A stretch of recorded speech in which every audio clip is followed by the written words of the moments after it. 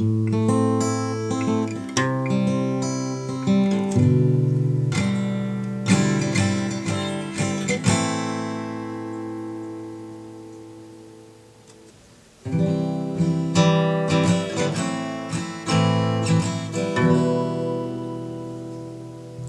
again, my friend.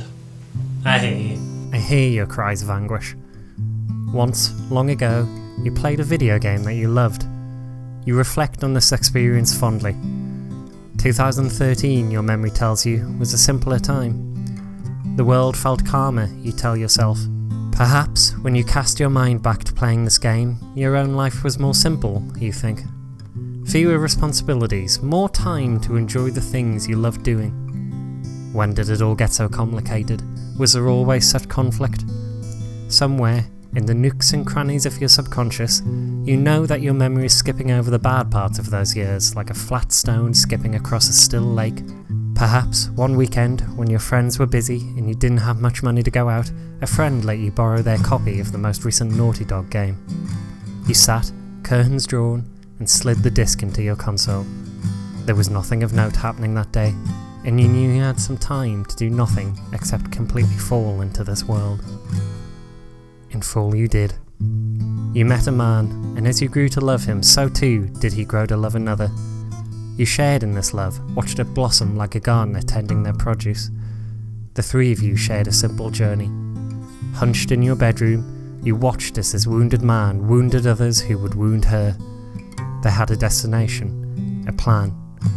They were together, and the three of you went about conquering would-be disruptors of this plan, with a single-mindedness that stopped you noticing the hours passing that day. Then it was done. Finally, when the real world felt like it was starting to uncomfortably echo the world which, on that fateful weekend, you escaped to instead of the one you escaped from, that man and that girl, now a woman, returned. And everyone lost their fucking minds.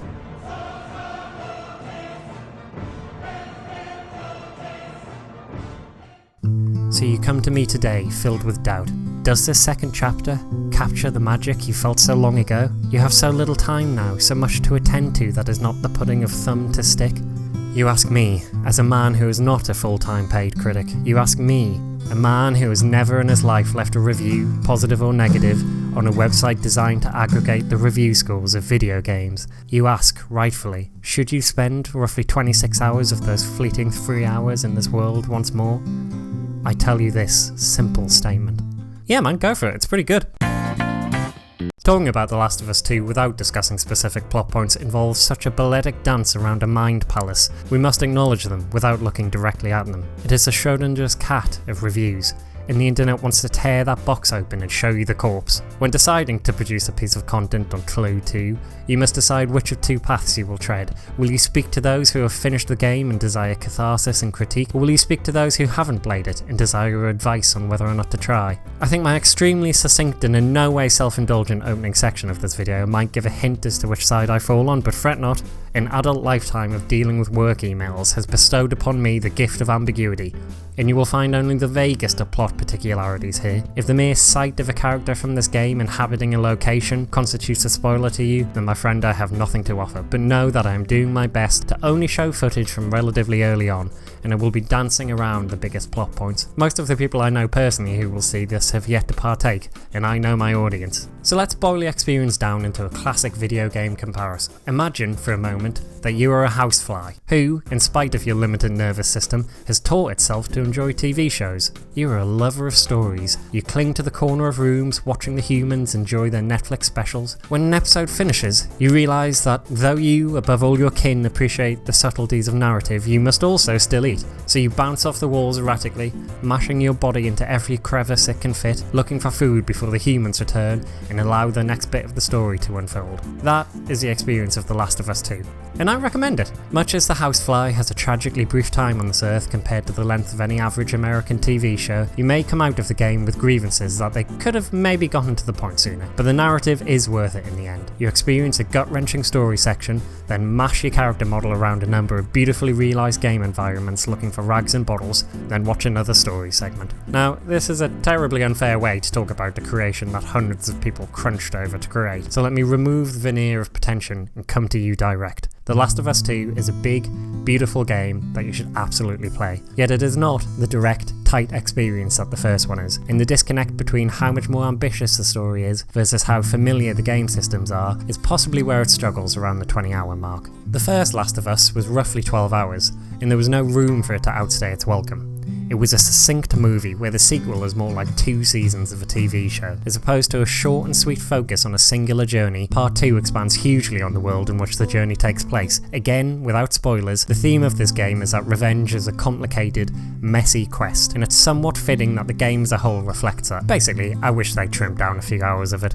The first one gives you a clear, Breath of the Wild-esque goal, get Ellie to the Fireflies. The second one initially has a similarly clear goal, but as the characters try to fulfill it, and find it is not the simple quest they believed it to be, it does feel, albeit pretty briefly in the great scheme of things, that you're being shunted around a set of changing excuses to trek across the city in search of something else. The first game made clear that travelling any distance in this new world is a risk, and a task not easily undertaken. The sequel does at times brush us under the carpet for plot convenience. Don't let that put you off. There are inconsistencies that can be pointed out, but the strength of the message remains. Mechanically, there are limited things that you actually do. You're either rummaging for supplies, storying, or in an enemy encounter. But the scope of the options in these encounters has been expanded, and by the time this goes live, there will already be YouTube compilations of mad stealth kills, I'm sure. I like that there is not a one way or the other approach to these fights. If you break stealth, you're not instantly and permanently visible to every other enemy in the city. You can quickly break a skull, distract someone, and slip away to another corner to confound the approaching horde. Potentially the most important thing in this entire review is the following though.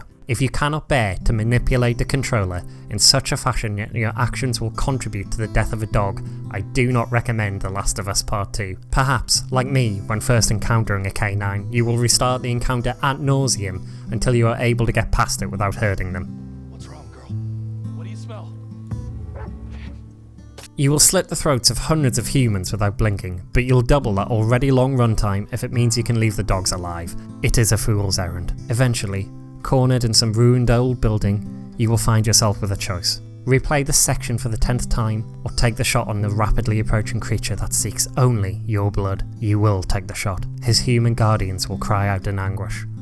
You will feel awful. If you're a human person with emotions and not a miracle housefly, then I personally think you will find the story interesting and affecting, though the internet certainly has strong opinions on that notion. It is a misery-soaked, grim experience that offers no easy answers, and continually goes to great lengths to show you that there is no easy-to-blame villain.